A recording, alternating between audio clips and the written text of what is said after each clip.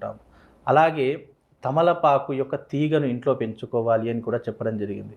తమలపాకు యొక్క తీగను కూడా పెంచుకోవడం ద్వారా ఇంట్లో లక్ష్మీదేవి తాండవం చేస్తుంది అని కూడా చెప్పడం జరిగింది. అలాగే పారిజాత వృక్షం, నిజంగా ఆ పారిజాత వృక్షము సువాసన ఎంత మధురంగా ఉంటుంది అంటే అది ఎక్కడ ఉంటే దాని రేడియస్ ఒక 5 కిలోమీటర్ రేడియేషన్స్ చాలా సుగంధాన్ని వెదజల్లేటటువంటి పుష్పాలు పారిజాత పుష్పాలు.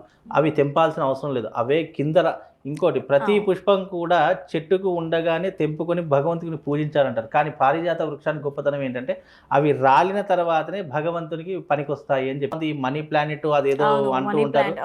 దానికి నేను మనీ ప్లానెట్ అంటే నిజంగా దానికి డబ్బులు పుడతాయేమో అనుకున్నాను, వచ్చేస్తాయి అనుకున్నాను. సంస్కృతికి మన సనాతన ధర్మానికి కల్చర్ కాదు. మనకు మనీ ప్లానెట్ అంటే మారేడు వృక్షం, అది చెప్పుకోవాలి. కానీ ఈ మనీ ప్లాంట్ ఇవన్నీ వేస్ట్ చెట్లు, మనకు పనికిరాని చెట్లు, అవి పెట్టుకున్న పెద్ద నష్టమే తప్ప కష్టమే తప్ప దానివల్ల ఒదిగేది ఏమీ లేదు. కాబట్టి మనకు సనాతన ధర్మంలో మనకు శుభాన్నిచ్చేవి, అదృష్టాన్ని ఇచ్చేటటువంటివి ఎన్నో వృక్షాలు. కనకాంబరం చెట్లు పెట్టుకోవచ్చు.